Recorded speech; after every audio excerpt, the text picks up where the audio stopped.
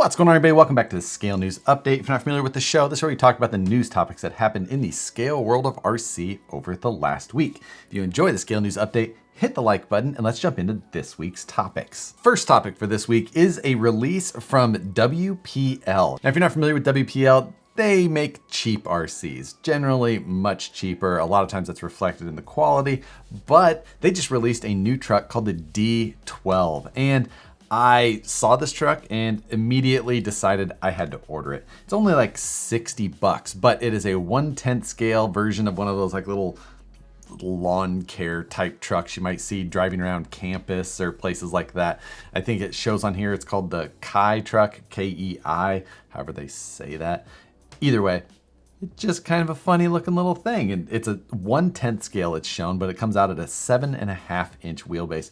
Pretty sure it comes as an RTR, not 100% sure. Of course, the translation on the website, not 100% stellar. Surprise to nobody. One of my most favorite features is on this photo that it says movable wipers, powered by fingers. Perfect. Just don't put a motor in it. It's an RC car powered by fingers.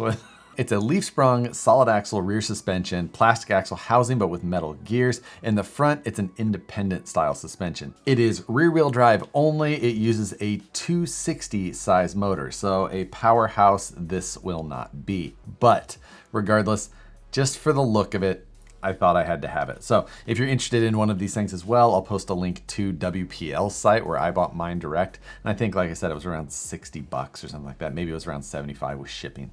And then shifting drastically to a new release from Vanquish, the new SCX-10 3 specific portal axle housings have been released today. They're available in both black and clear. These have many of the same design characteristics as the previous Capra axles that were released as well. Increased caster for more steering. These are offset just like the factory AR45 axles, so no difference there from the stock version to now the aluminum machined version. It matches the F9 style. It's got a dropout third member with the one-piece bearing retainer set. If you're interested in picking a set of these up for your new Wrangler or Gladiator, then I'll link to them in the description below.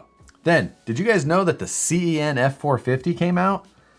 Ugh, last week, I posted about this in the news, and then of course, the same day as when all of the release videos came out.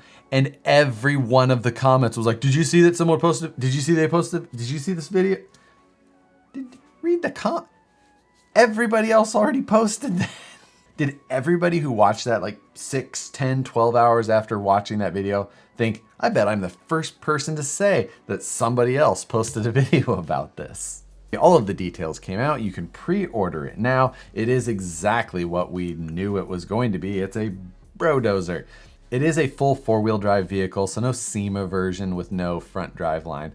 But the tires look hard enough to make it basically useless as a four-wheel drive anyway, so, you know, you can check that one off the box. You do have a very long wheelbase. It's somewhere around like an 18-inch long wheelbase, super long. But to do that, they made the chassis like 3 sections on each side, and it's pretty thin overall. It's one of those things that people didn't really mention much, but can't say the design of that chassis looks just ultra rigid, especially if people are going to try and put like their own version of a fifth wheel or a gooseneck trailer on these things. I would have my concerns.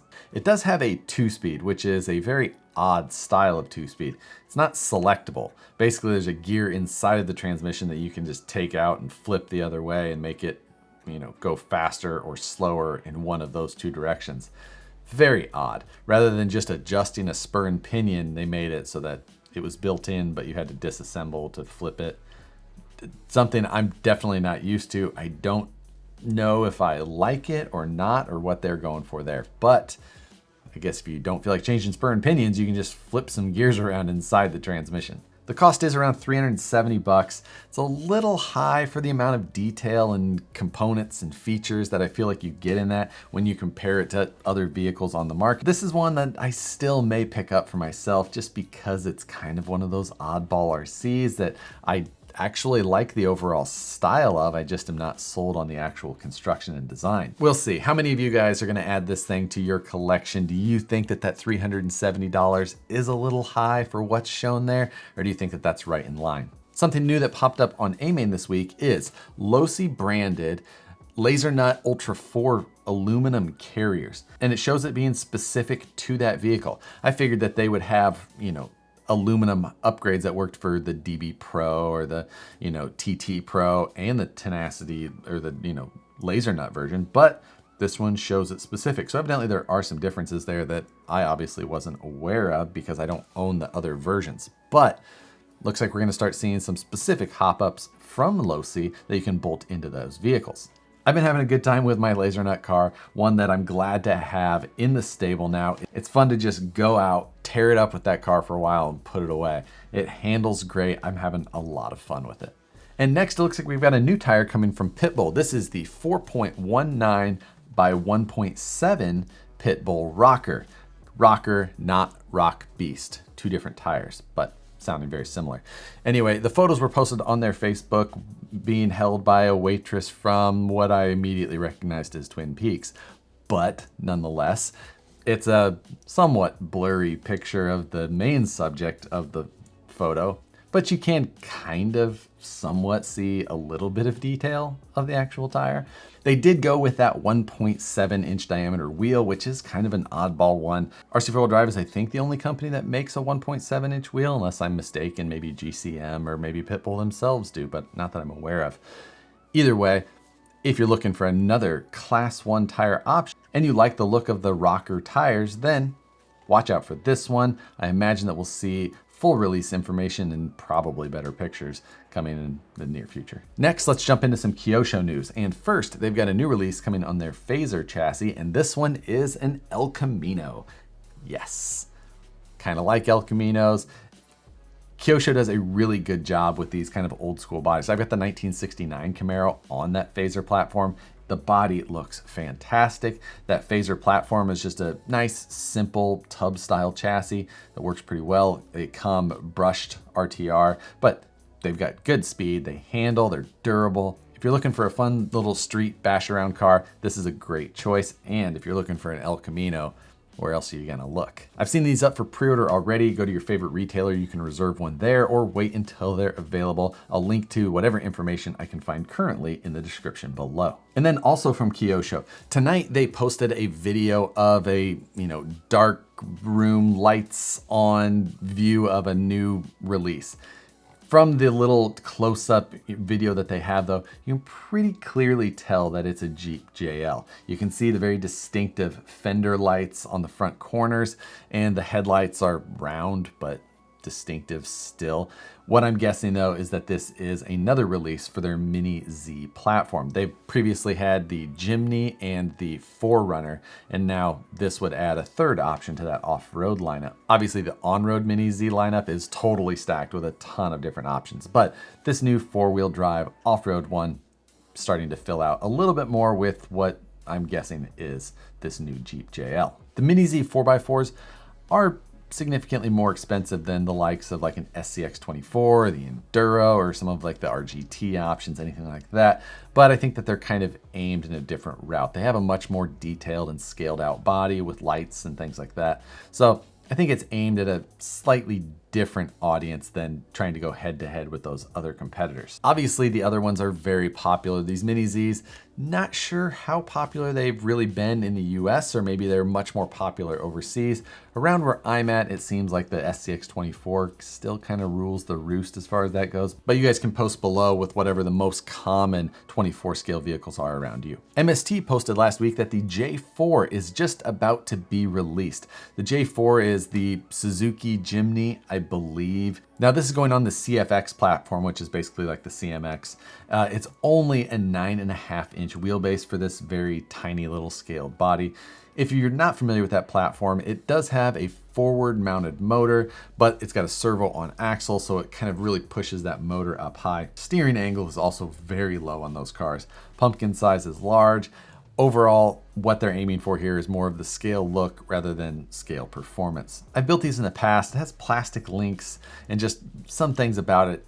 It's not what's going to really stack up as far as performance goes. But again, MST just makes some really good looking bodies, and they have a platform to put it on. This isn't my favorite option from MST so far, but it's definitely going to be up there for some people just because their bodies are so well done. I've linked to it in the description below where you can find all of the details that MST has released on this vehicle. Now let's jump into some Proline news. Proline is teasing what they're showing as the Big Daddy tire. This is clearly a no prep drag racing tire, and by the name of it, you can assume that this is a bigger version, kind of the big tire, small tire drag racing term that's used pretty commonly. I imagine that this one is going to be similar outer size, likely a little bit wider, however. Not really sure how that's gonna work with body clearances and if this will be belted or not. Maybe they'll run belted to try and keep the contact patch nice and wide of a wider tire. So far at this point, we just have a quick teaser video with the caption, "Big Daddy's coming."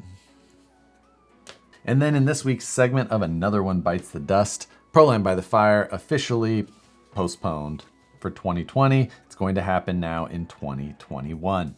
They were looking for an alternate location, couldn't make it happen, couldn't get permits pulled, nothing was going to work out. I did get some information from Proline specifically on this.